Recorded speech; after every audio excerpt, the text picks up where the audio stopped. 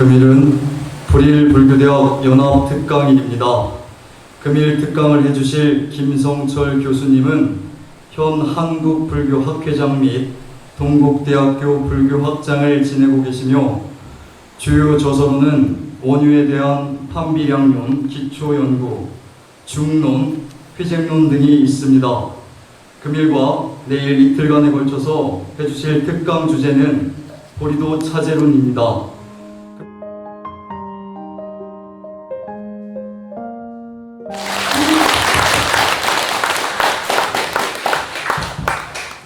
반갑습니다. 작년에 여름에 왔다가 이제 그 강의 끝나면서 또 스님께서 교무스님께서 부탁하셔가지고 내년 또 오겠구나 했는데 드디어 1년이 됐습니다. 세월이 날아갑니다. 이번 주제 작년 제가 강의 끝냈을 때는 얼핏 말씀에 이제 뇌과학과 불교에 대해서 한번 얘기해달라는 말씀이 있었는데 아마 그 이전에 이제 중요한 게 이 보리도 차제론입니다. 보리도 차제론. 아마 처음 듣는 분도 많이 계시겠지만은 이제 이 불교 실행을 할 때 내가 지침이 될 만한 이제 그런 책이 무엇이 있을까 찾을 경우에 우리가 여러 가지 경전도 소개하긴 하지만은 이 보리도 차제론은 티벳의 모든 불자들을 개조한 책입니다. 여러분 참화고도라고 보셨어요? 참화고도. 네. KBS 다큐멘터리에서 나왔던 그런 이제 프로인데 차와 말이 다니는 참화가 그게 차하고 말입니다. 마시는 차하고 말. 이 다니는 통로입니다. 근데 이제 옛날부터 다니던 길인데 중국의 운남성에서 운남성은 월남보다 좀 위쪽입니다. 월남보다 남쪽이겠죠. 거기에서 티벳으로 가는 통로가 있습니다.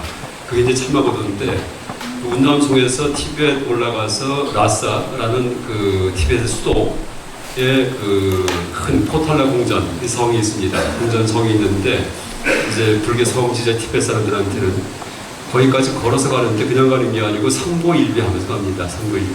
그러니까 무릎이 다 질문이 날 정도로 터져가지고서 가는데 그걸 누가 시켜서 가는 것도 아니고 갔다 오면 이제 큰 도를 주겠다 해서 가는 것도 아니고 권력이 생기서 가는 것도 아니고 오직 불교에 대한 신심 하나 가지고 자기 몸이 망가지도록 이제 그렇게 이제 옛날 길을 통해서 성지까지 갑니다. 물론 비행기 타고 가고 버스 타고 가고 기차 타고 가면 금방 갑니다. 그렇게 하지 않고 삼보일비 하면서 그래서 그 정도로 자기 몸이 망가지면서까지 그렇게 불교 신행 활동을 할 수 있을 정도로 티벳 사람들의 마음을 개조한 책이 바로 보리도 차제론입니다. 여러분 이제 들어보시면 알지만은요, 이 보리도 차제론은 이제 특징이 누구나 이해하기가 쉽습니다. 절대 어렵지가 않습니다. 글만 읽을 줄 알고 말만 들어서 이해할 줄 알면 누구나 이해할 수 있고요. 또 하나가 읽어나가면서 인간 개조가 됩니다. 인간 개조가. 왜냐하면 구절 하나하나가 너무나 감동적이기 때문에 또 하나 듣도 보도 못한 얘기예요. 근데 들어보면 너무나 맞는 얘기만 합니다. 그래서 이제 차근차근 읽으면서 수행이 됩니다. 우리가 불교 수행이라고 할 때 보통 다리 꼬고 앉아서 명상하는 거든지 아니면 연불 하는 거든지 이런 걸 수행 얘기하는데 물론 당연히 수행입니다. 근데 수행이 겉모습이 수행이 아니고 나의 마음을 변화시키는 것은 다 수행입니다. 그래서 경을 읽고 내 마음이 변화하면 이제 내가 행복해지고 경을 읽고서 내가 올바라지고 내 안목이 밝아지고 내 인생이 좋아지고 이러면 그게 다 수행입니다. 그래서 참선을 해가지고서 내가 행복해지고 내 인생이 밝아지고 남이 나를 볼 때 다 존경을 해주고 이렇게 좀 변화하면 그게 수행입니다. 또 연구를 해가지고서 내가 항상 앞으로 좋은 일만 생기고 그 다음에 항상 내가 남한테 존경받게 되고 이럴 경우에 그것도 수행입니다. 근데 이 보리도 차제론은 그러니까 연불, 참선, 기도 이게 아니고요. 그냥 책을 읽으면 수행이 됩니다. 책을 읽으면 읽고 이해하고 그래서 마음에 새기고 그렇구나 하고서 넘어가면은 내가 변화합니다. 그래서 이제 전체 다 보려면은 한 2, 3개월 걸리는데 이 아주 두꺼운 책입니다. 두꺼운 책. 근데 보고 나면은 인간 개조가 됩니다. 처음 출발할 때는 어떤 사람은 욕심이 많은 사람도 있고요. 어떤 사람은 화를 달리는 사람도 있고 어떤 사람은 교만한 사람도 있고 어떤 사람은 어리석은 사람도 있고 그러니까 각가지 사람이 다 있는데 이 보리도 이 법에 들어와서 이 책을 읽다 보면은 이제 이 경을 읽다 보면은 말하는 경입니다. 그럼 인간 개조가 돼가지고서 제일 마지막에는 누구든지 너무나 지혜롭고 너무나 자비롭고 항상 남을 위하고 절대 나쁜 짓 하지 않고 꿈에도 이제 이상한 일 하지 않고 하는 그런 사람의 개조가 됩니다. 그래서 제가 이 보리도 차제론에 대해서 어떻게 별명을 붙였냐면은 성인 제조 공장이다 이렇게 붙였습니다. 누가 들어와도 다 나중에 성자가 됩니다. 성자가. 그래서 이제 자기야 지혜를 갖춘 그런 인격 개조가 되기 때문에 이제 또 하나가 어려운 책이 아니고 너무나 쉽기 때문에 부처님의 자비심이 아주 가득 담긴 그러한 교육 방법이 바로 보리도 사전입니다. 그래서 불교한 뇌과학이든지 이런 분야는 이제 호기심에서 공부할 수 있지만은 내 인생을 크게 변화시키지 않습니다. 근데 이 보리도 사전으로는 이제 여러분 공부하든지 이 책을 읽든지 하다 보면요 인생이 바뀝니다. 다 밝아지고 좋아지고 행복해지고 티베트 차가고도의 불자들처럼 아주 강력한 신심이 생깁니다. 아마 전 세계 종교인 중에 이슬람, 가톨릭, 개신교 다 합해서 가장 자기가 믿는 종교에 대해서 강한 신심을 가진 사람이 바로 티베트 불자들입니다. 그래서 이제 사람을 그렇게 개조합니다. 개조하는 책이기 때문에 이제 그 얘기를 드릴 텐데 또 하나 말씀드리면은요. 이 티베트 불교가 한국에 들어온 지가 얼마 안 됐는데 한국에 소개된 지가 그걸 처음에 개척한 분이 누군지 아세요? 바로 송광사 스님이십니다. 이제 청전 스님이십니다. 청전 스님 아마 들어보셨을 겁니다. 청전 스님께서 진작에 이제 부산 스님 상자십니다. 진작에 인도 다람살라에 이제 들어가셔가지고 달라라마 존자님 밑에서 공부를 하셔가지고 그 이후에 이제 한국 스님들하고 일반 학생들하고 불자들이 들어가서 이어서 공부를 했습니다. 그래서 이제 송광사 인연이 이제 티베트 불교를 개척했던 그런 인연이 있습니다. 또 티베트 스님 중에 처음 한국에 들어온 스님이 초펠 스님이라는 분이 계셨는데 그분이 계셨던 곳이 바로 송광사입니다. 송광사. 그래서 이 송광사가 고려시대에 이제 국사를 배출했던 그런 큰 사찰이었고요. 불교 인재의 요람입니다. 인재 요람. 근데 현대 불교에서도 그런 전 세계 불교인들, 서양 불교인들이 이제 아주 감동하고 심취하는 그 불교가 동아시아 불교도 아니고 남방 불교도 물론 좀 있지만은 티베트 불교입니다. 근데 그 티베트 불교의 이제 어떤 그런 가르침을 처음 한국에 이제 들어오게끔 만든 문을 연 사찰이 바로 송광사다 이렇게 생각하시면 되겠습니다. 그래서 이 송광사와 이 보리도 차전으로는 인연이 깊다 했습니다. 그때 이제야 아마 이렇게 말씀드릴 기회를 갖게 됐습니다. 여러분 이 사진에 보시면은요, 그림에 보시면은 맨 오른쪽에 있는 분이요. 여러분들이 보시기에 달라라마 존자님이시죠. 달라이 라마 그렇게 얘기를 합니다. 일단 말 뜻을 설명드리면은 달라이 할 경우에는 몽고 말입니다. 몽고. 티베트 말이 아니고 티베트과 몽고가 나라가 다르죠. 그러니까 몽고가 티베트보다 위에 있습니다. 근데 몽고도 불교 국가인데 몽고 불교가 바로 티베트 불교입니다. 우리나라 대장경은 한문으로 쓰여 있죠. 근데 몽고 대장경은 티베트 말로 쓰여 있습니다. 일반 사람들이 보지 못합니다. 그러니까 티베트 말로 연구를 하십니다. 몽고 분들은. 근데 이 달라이 할 경우에는 이 몽고의 황제가 붙여준 그런 이름입니다. 바다의 바다, 그러니까 씨, 물 출렁거리는 그런 바다라는 뜻입니다. 라마는 스승이라는 뜻입니다. 스승, 라마. 그래서 달라이라마 하면은 바다의 스승이라는 뜻입니다. 바다의 스승. 왜 바다의 스승이냐 하면은 바닷가에 사시는 분이 누굴까요? 보살님 중에서 바로 관세음 보살님이십니다. 관세음 보살. 관세음 보살님께서 인간의 몸으로 나타나셨다 해가지고 이분을 관세음 보살로 모십니다. 이분 말고 이분의 스승이 또 계셔요. 지금은 이 중국에 이제 다 점령됐기 때문에 인도에 망명은 못 오셨지만은 판첸라마라는 분이 계십니다. 판첸라마. 이분은 달라이라마고요. 판첸라마는 이분의 스승이에요. 이 두 분이 티베트를 계속 이끕니다. 어떻게 이끄냐 하고는 돌아가시면은 한 분, 남은 분이 이끕니다. 그랬다가 환생자를 찾아요. 어디에 태어났는지. 그래서 이분을 어린아이를 모셔다가 또 교육시킵니다. 그때 나중에 또 이 스승이 돌아가시면은요, 달라이라마가 또 이 스승의 환생자를 또 찾습니다. 그래서 다시 또 교육시킵니다. 그래서 교대교대로다가 티베트를 이끌어온 분이 달라이라마하고 판첸라마 이 두 분입니다. 두 분. 그래서 판첸라마는 아미타불께서 인간의 몸으로 나타나셨다 그렇게 합니다. 아미타불께서 극락정토에 계신 부처님이시죠. 아미타불하고 석가모니 부처님이 같아야 다를까요? 다른 분이죠. 아미타불은 어떤 분일까요? 석가모니 부처님께서 가르쳐 주신 분이에요. 아미타 부처님 계시는데 지구상에 계시는 게 아니고 저기 먼데 서쪽으로 한참 가면은 거기에 극락 정토라는 곳이 있는데 거기 계신 분인데 아직도 살아계시고 지금도 살아계시고 지금도 우리를 지켜보고 계십니다. 그래서 그분 이름을 아미타불, 나무 아미타불 부르면은요 뭐 도와줄까 하면서 이렇게 우리한테 감흥하십니다. 이게 이제 아미타불은 이런 분인데 그분이 인간 몸으로 나타나신 분이 판첸라마라고 티베트인들이 믿고 있습니다. 그 다음에 아까 말씀드렸던 그 달라라마는 관세음보살께서 사람 몸으로 나타나셨다 그렇게 생각합니다. 그래서 지금 달라라마 존자님은 그 앞에 호칭이 제14대 달라이라마라고 14이라는 숫자가 없습니다. 뭐냐 하면은 이 티베트의 이 이제 지금 현대의 종파 중에 가장 강한 게 겔룩파라 종파입니다. 우리는 가장 이제 그 큰 그런 종단이 조계 종단이죠. 티베트는 겔룩파 종단입니다. 겔룩파. 근데 겔룩파가 시작된 이후부터 14대입니다. 14대. 그러니까 겔룩파를 이제 처음 만들 때 그 창시한 분이 바로 이 왼쪽에 계시는 이분의 14번째 전의 환생자라고 얘기할 수 있습니다. 이제 지금부터 한 600년 전에 그래서 이제 이 그분께서 제일 첫 번째 달라라마께서 계속 죽고 태어나고 해가지고 어린데르다를 장성하다가 지금 14번째까지 환생자가 되었다 그런 뜻입니다. 그래서 뭐 제13대 달라이라마, 뭐 초대 달라이라마, 다 달라이라마라고 씁니다. 원래 본명은 텐진갸초입니다. 원래는 이분이.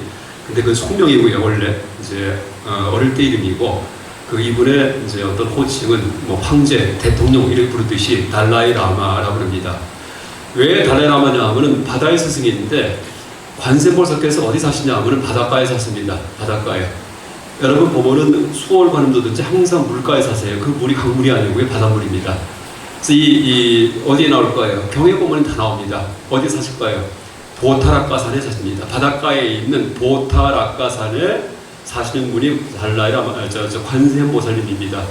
그래서 여러분 그 관세음보살 성지는요, 뭐 보타산 혹은 락가산 혹은 낙산사 이렇게 붙습니다. 동해안에 강릉 옆에 낙산사가 있죠. 왜 낙산사예요? 의상대사께서 바다에서 해야지 관음을 보십니다. 자, 이곳에 관세음보살 계시는구나 해가지고서 원래는 보타락과 산사 해야 되는데 말을 줄여가지고서 낙산사 이렇게 줄인 겁니다.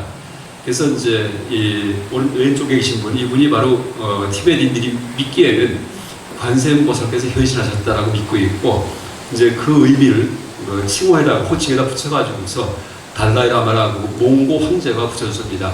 그럼 왜 몽고 황제가 붙여졌냐 하면은 몽고가 무슨 나라일까요? 원나라예요. 원나라가 전 세계 지배했던 나라예요. 칭기스칸이 공부했고요. 근데 달라라마 전자님이 계실 때는 원나라가 세력이 위축됐을 때입니다. 그러니까 변방으로 밀려났을 때예요.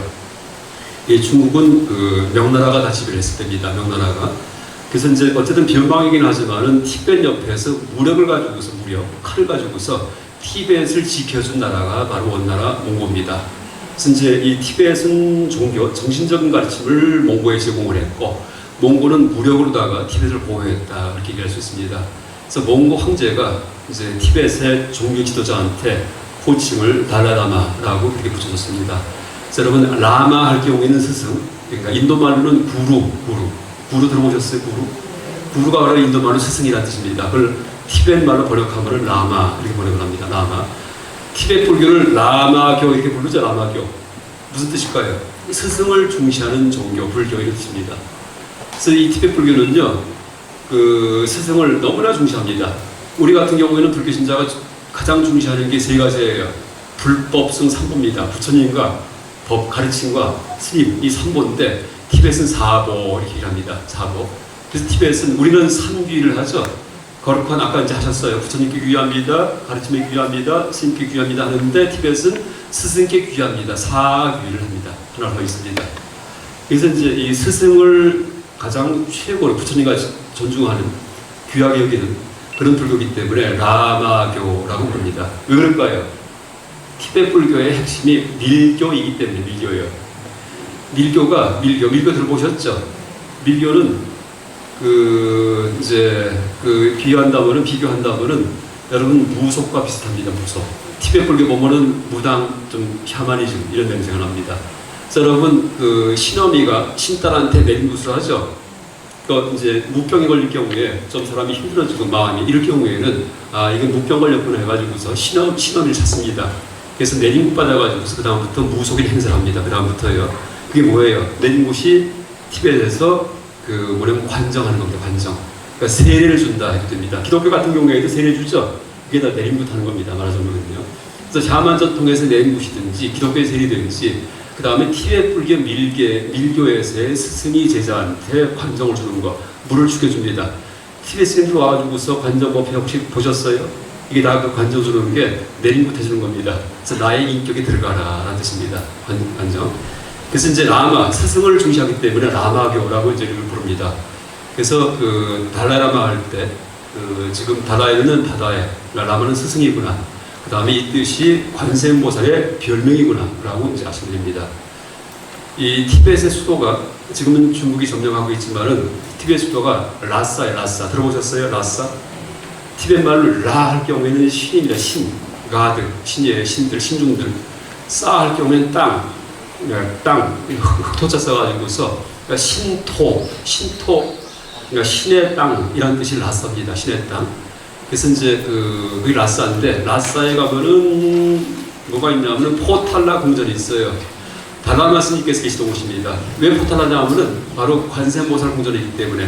아까 포탈라까산 얘기했죠. 포탈라 발음이 똑같죠. 포탈라까산은 한자로 얘기하는 거고 포탈라 궁전은 티벳 말입니다. 어쨌든 포탈라카 이게 이제 관세음보살 계시는 곳이기 때문에 티벳의 달라이라마 스님께서 망명하시기 전에 계셨던 사찰 왕궁 이름이 바로 포탈라궁이다 이렇게 보시면 됩니다.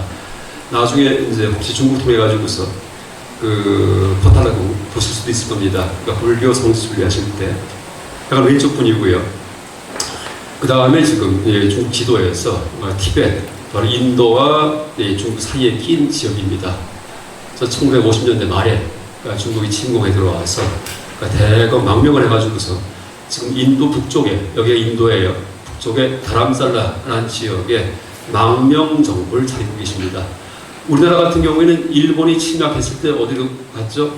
상해 임시정부가 있죠. 지금 이 티벳은 다람살라의 임시정부가 있습니다. 우리와 똑같습니다. 하나 더 말씀드리면은 제가 이제 동국대학교 경주 캠퍼스에 있습니다. 서울이 아니고요. 경주 캠퍼스 불교학부 근무하고 있는데 이제 경주 캠퍼스에 티벳 스님을 모셔서 특강을 한 적이 있습니다. 티벳 스님을.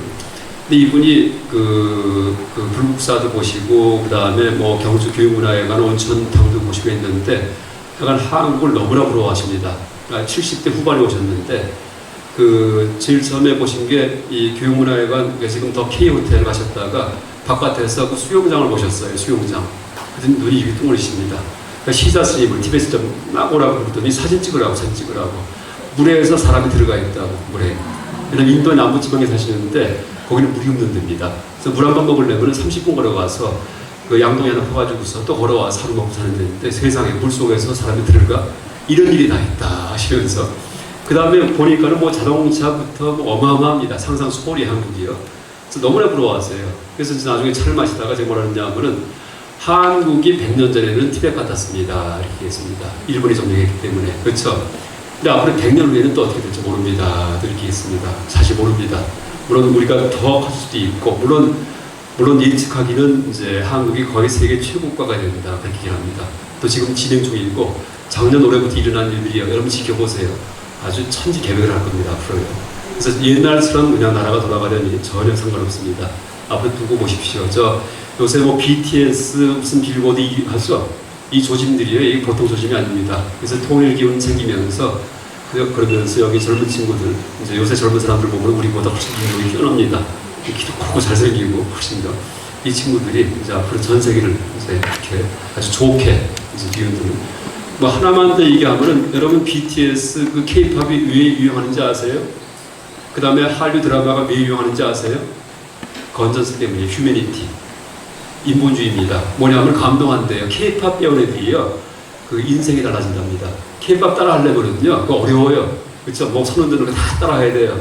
맨날 많이 하나 피고 앉아서 마약 먹고 하던 애들인데 K-팝 배우더니 학교는 가지 않고 술 마시고 싸움을 하던 애들인데 K-팝 배우더니 애가 달라졌다. 공부를 하는데 이렇게 합니다. 그래서 우리 문화가 지금 전 세계에 퍼지는데 전 세계 이를 가르치고 있습니다. 한류 드라마가 왜 유행하는지 아세요?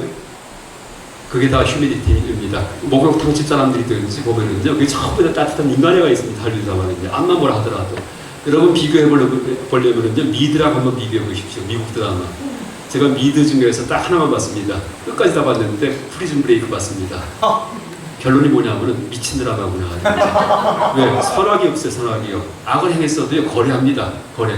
그래서 정보를 제공하면은요, 악을 제거해 줍니다. 감옥도 안 가게 만들어주고, 야, 이 선악이 없구나. 선악이 다 하나의 수단일 뿐이지, 우리는 선악을 마음 깊이 간직하고 있어요.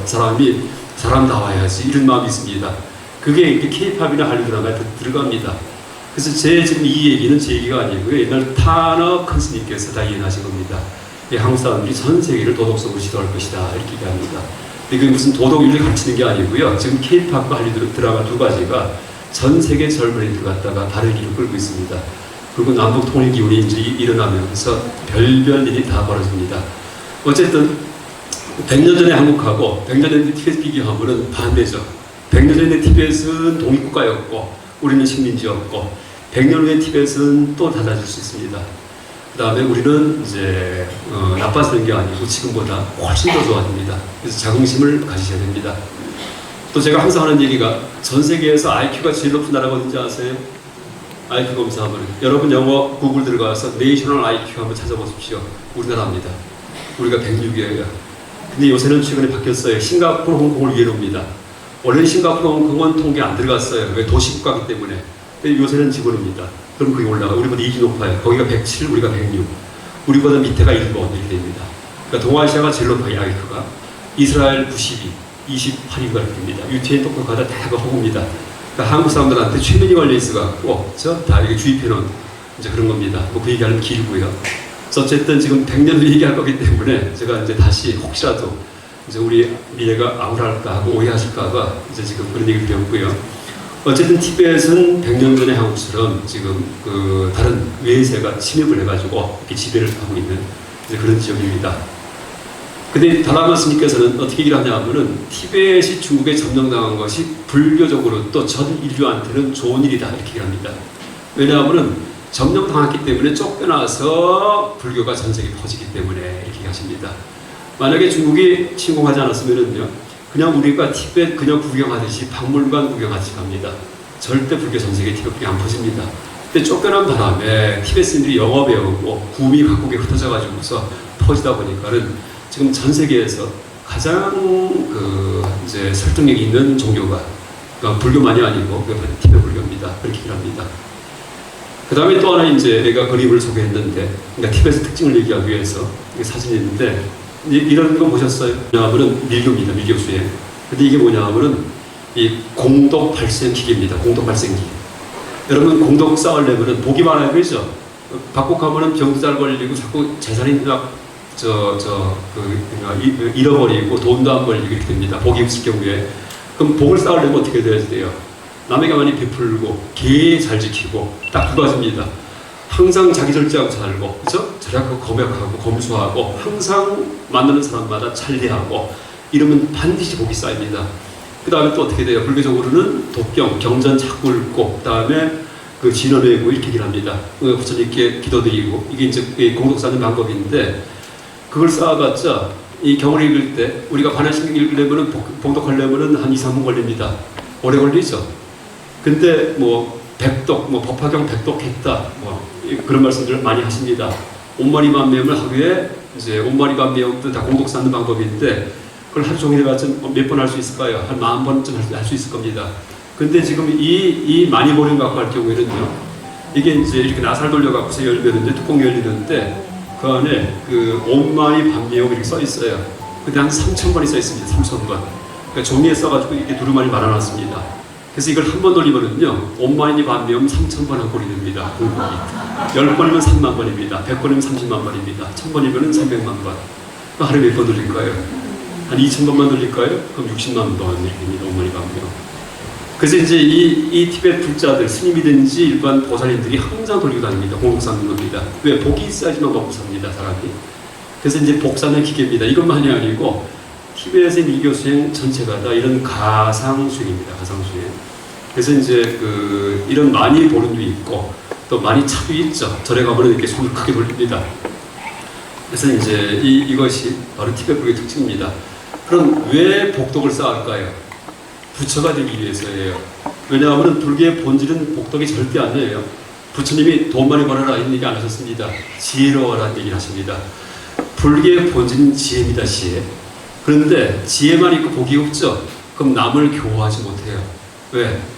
오빠 부대가 생기지 않기 때문에. 왜냐하면 잘생기고 이래야지만 사람들이 따릅니다. 그다음 말도 잘하고, 그다음 복이 있고 지위가 높고 박사학위도 붙이고 이래야지만 들어주려 합니다. 근데 내가 깨달았는데, 내가 깨달았어요. 지리산수 수행했다가 내가 아라한까지 됐어요. 그랬는데 복이 없어요. 학벌도 없고 말도 잘 못하고 혼자 살다 보니까 그럼 단 한 명의 제자도 안 생깁니다. 어떻게 돼요? 중생 계도를 못한다는 얘기예요. 그래서 이제 아라한 같은 경우에는 아라한 들어보셨죠? 아라한이든지 부처님이든지 이 지혜는 끝까지 갔습니다. 삶도 죽음도 없다. 이거 다 아시는 분들이에요. 근데 아라한은 복이 없기 때문에 본인만 해결했지 남에게 교화를 못합니다. 내 말 좀 들어봐 해도 안 들으면 다 도망가 버립니다. 네가 뭔데 하고서. 근데 부처님은 상호도 좋으시고 30 이상 80.5 보니까는 얼짱 몸짱이에요. 보기만 해도 절절 따라다닙니다. 그래서 오빠 부대가 막 거느리고서 법문 하나만 하셔도 세가 됩습니다. 다 제도가 됩니다. 그래서 보다 많은 중생을 제도하기 위해서 복을 쌓는 겁니다. 그래서 부처님께서 복해 양족존이에요. 아라하는 지혜 하나만 있고 복이 없습니다. 근데 부처님은 복과 지혜를 갖추셨기 때문에 중생을 많이 제도합니다. 거꾸로 황제, 대통령 이런 사람들 뭐라 부르죠? 전륜성왕이라 부르죠. 이분들은 지혜가 없어요. 복은 많아요. 그러니까 오빠 부대는 있는데 멍청합니다. 그러니까 죽을 때가 되면 무서워요. 죽음이. 그래서 불러서 구해와라 보냅니다. 진시황 이렇게 돼버립니다. 그래서 이제 셋을 비교하면요, 이 황제 아니면은 뭐 연예인들 이럴 경우에는 복이 있고 지혜가 없고, 그 다음에 아라한 이럴 경우에는 우리 나한지에 가면 계십니다. 이분들은 다 못생겼어요. 이마가 툭 튀어나오고 막 얼굴이 이상합니다. 왜? 박국하니까. 16난이 못생긴 게 못생겨야 난이구나가 아닙니다. 복이 없다라는 뜻입니다. 그렇게 이해하시면 됩니다. 그래서 이제 왜 복을 추구하지 않았기 때문에 남 돕는 건 상관도 없어요. 그냥 본인 깨달으면 추구합니다. 산에 들박혀갖고서. 그러니까 남에게 뭐 해준 게 없기 때문에 남이 보답을 안 합니다. 그래서 이제 여러분 누굴 이익시키려고 하는데 내가 빵 몇 개 줘봐야지 그 다음에 도와주죠. 지나가는 사람한테 나 도와줘 하면 누가 도와줘요? 아니죠. 근데 내가 뭐 도움 줬던 사람은 도와줍니다. 그래서 이제 도와주는 게 보살도입니다. 보살도. 그걸 얼마 동안 해야 됩니까? 3아승기 100급 동안.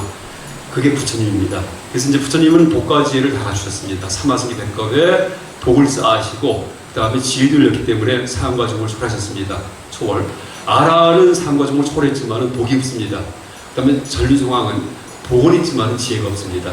그래서 이제 우리가 추구하는 게 복과 지혜를 갖춘 부처기 때문에 대승불교에서, 그래서 이 공덕 발생을 지키는 이 기계까지 이용을 해가지고서 복을 쌓는다 이렇게 이해할 수 있습니다. 근데 밀교에서는 일반 대승불교는 복을 쌓아도 장기간에 걸쳐 쌓습니다. 장기간에 걸쳐 쌓고 3아승기 100급 동안 죽었다 태어났다 하면서 계속 무한히. 근데 밀교는 그러려면 어떻게 돼요? 너무 오래 걸려요. 그러면은 지금 눈앞에 보이는 불쌍한 중생들을 어떻게 그냥 놔둬요? 안 되겠어요. 현생에 내가 부처가 돼버리자. 현생의 복을 다 쌓아버리자. 그래서 그냥 복을 아주 신속하게 쌓는 것이 바로 밀교입니다. 그래서 이런 기계, 그러니까 밀교의 모든 수행법은 복을 순식간에 쌓는 수행법입니다. 그래서 이제 우리가 공부하는 이 대승불교하고 밀교의 차이점은 뭐냐 하면 딱 한 가지입니다. 복을 쌓는 기간을 단축시키느냐, 아니면은 그걸 그냥 길게 하느냐의 차이점에 따라 갖고 밀교인가 아니면은 그냥 대승인가 이렇게 나눠집니다. 일단 이 특징을 얘기드렸고요. 이제 근데 이런 그 티벳 불교에서 가장 중시하는 핵심되는 불교 교과서가 바로 보리도 차제론입니다. 이 뜻을 보시면은요, 보리할 경우에는 깨달음입니다. 보리. 여러분 보리심 들어보셨죠? 보리심. 발보리심. 아니면 발안욕 따라 삼맥 삼보리심. 그러니까 줄이면은 발심, 초발심시 변적학할 때 발심, 마음 낸다 이렇게 해도 되고 발심. 발심을 좀 길게 얘기하면은 발보리심이에요. 보리의 마음을 낸다, 깨달음의 마음을 낸다. 다시 말해 부처가 되려는 마음을 낸다 이런 뜻입니다. 왜 부처가 될까요? 위대해지기 위해서 아뢰오시다 합니다. 왜? 자비심 때문에. 보리의 마음은 아까 얘기했듯이 복을 쌓아서 이제 많은 동생을 지도하려는 마음이, 그런 대자비심이 보리의 마음입니다. 그래서 발보리심이 나만 깨달을 게 아니고 남도 깨닫게 하자, 이게 발보리심이에요. 그 다음에 더 얘기하면은 발안욕 따라 삼맥 삼보리심입니다. 그래서 발심 가장 줄이면은 이 다 네 가지가 다 같은 말입니다. 발심, 발보리심, 안욕 따라 삼맥삼보리심에 뜹니다. 안욕 따라 삼맥삼보리가 무상정등정각이에요. 더 위에가 없어요. 최고의 깨달음입니다. 누구의 깨달음이에요? 부처의 깨달음입니다.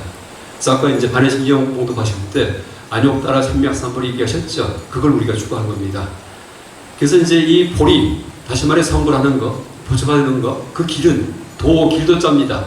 차제, 순서가 있다라는 뜻입니다.